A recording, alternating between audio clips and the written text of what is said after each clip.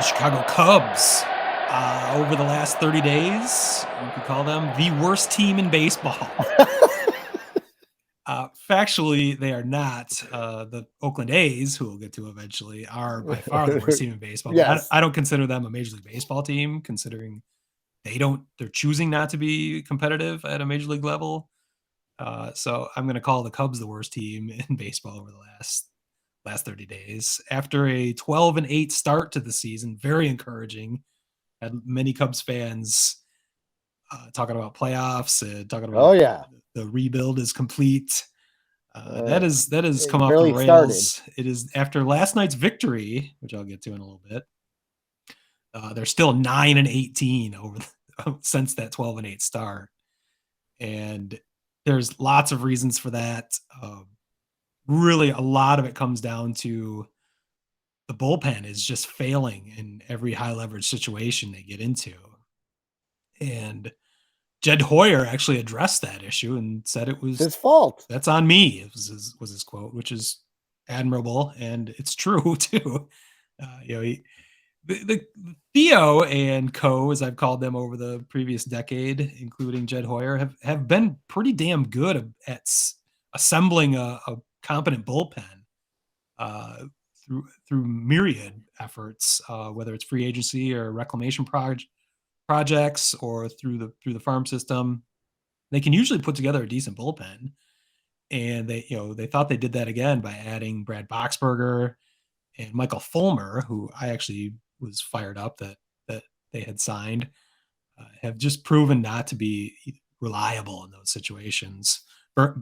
Boxberger is actually hurt now, and Fulmer, he actually had a good outing last night, but that was in a very low leverage situation, which he's usually pretty damn good in. It's just the high leverage is crushing them. So I guess it's admirable that Hoyer is putting it on him, and he's got the job security to deal with it. So Hopefully, he doesn't pull a Han and disappear now. well, that's yeah. I still haven't found him. The other issues that I brought up preseason, and it's part of why, as you mentioned before, even with a 12-8 start, I was a little skeptical of, because the way they built the roster was, I felt a lot of smoke and mirrors. I called it confusing activity with accomplishment by signing such free agents as Eric Hosmer, who has now been DFA'd officially. See ya.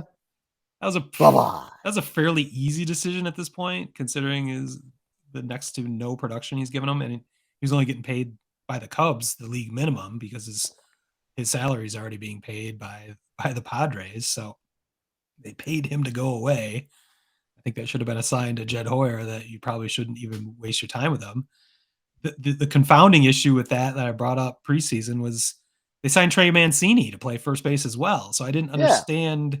I like, even though Mancini hasn't been terrific, I like that idea at least, and maybe have someone like Matt Mervis be on the roster to start the season, which many people have been clamoring for over the last few weeks as he was crushing it in the minors. Finally got called up. Has not really done as much as you would have hoped. He did have a home run last night, I believe, but it just didn't make any sense, at least in that specific first base situation, to have Hosmer. I think they signed Mancini after they had Hosmer. So it's almost like they said they picked up Hosmer just because it was, dirt cheap, and, it wasn't going to cost them much, but it created a situation for them that they didn't need to deal with. Now that is taking care of itself. I think the next move that may or may not take care of itself would be Nick Madrigal, who is just not hitting the ball consistently enough. He's never hit with power.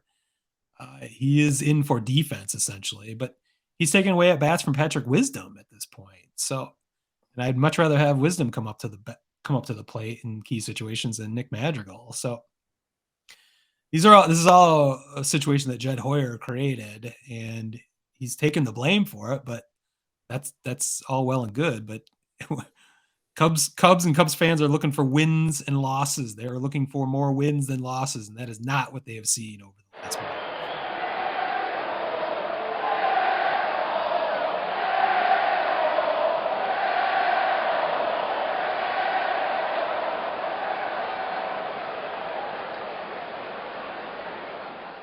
Word Hole Media.